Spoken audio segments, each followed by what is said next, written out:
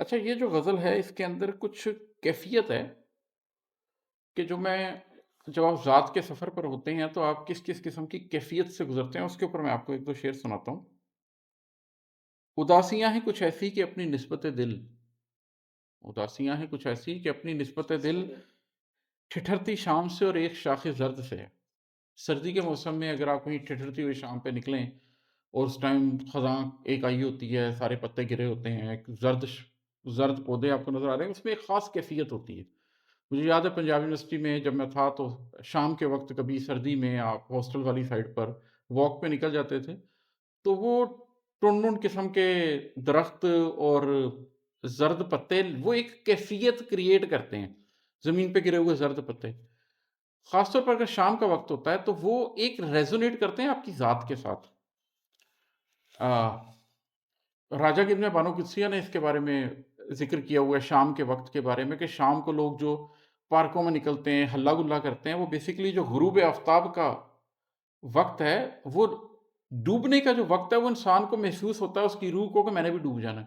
وہ اس سے فرار اختیار کر رہا ہوتا ہے، وہ اس ٹائم اس سے بھاگ رہا ہوتا ہے، اس سے کنارہ کشی اختیار کرنا چاہ رہا ہوتا ہے۔ لیکن اگر آپ اس کو امبریس کریں، کبھی شام کے اس وقت کو امبریس کریں، اس تنہائی کو، اس خاموشی کو، اس ڈوبنے کے منظر کو، سورج ڈوب رہا ہے، پتے جھڑ رہے ہیں،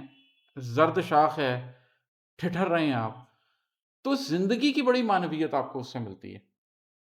اگر آپ کے اندر کا موسم بھی وہی ہو اور باہر کا بھی وہی ہو تو اس ٹائم آپ پھر بہت دور تک جا سکتے ہیں اپنے آپ کو سمجھنے میں۔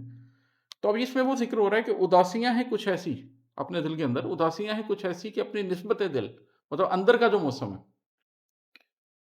اپنی نسبت دل ٹھٹھرتی شام سے اور ایک شاخ زرد سے ہے،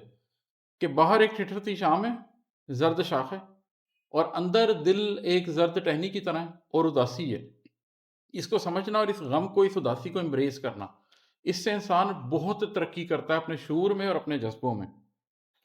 اور اگلا شعر ہے وہ بھی، غم فراق نے یہ کیا کیا کہ اب کے قرار،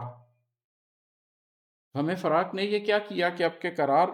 وصال یار سے بڑھ کر وصال درد سے ہے۔ اگر اس رستے کو کوئی امبریس کر لے، پین کو کوئی امبریس کر لے، غم فراق کو امبریس کر لے، تو اس سے کیا ہوتا ہے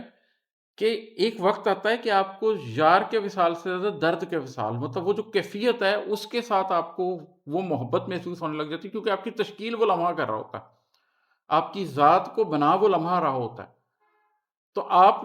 چلے تو کسی اور غم میں ہوتے ہیں لیکن خود شناسی کے لیے وہ ایک مجرب نسخہ ہے، اس سے پھر آپ اپنی ذات کو سمجھنے لگ جاتے ہیں، آپ کو پتہ چل جاتا ہے کہ حقیقت کیا ہے۔ چلیں ایک شعر اور پڑھ دیتے ہیں، وہ ہر پڑاؤ کو منزل کا نام دیتا ہے، معاملہ ہی میرا ایسے رہنورد سے ہے۔ یہ تو بیسیکلی میں اپنی ذات کی بات کر رہا ہوں کہ میں نے جب رہنوردی سٹارٹ کیا تو ہر پڑاؤ پہ یہ لگتا تھا کہ شاید یہی منزل ہے، لیکن پھر آپ اپنے آپ کو مجتمع کر کے دوبارہ صبح چلتے ہیں، اگلی صبح،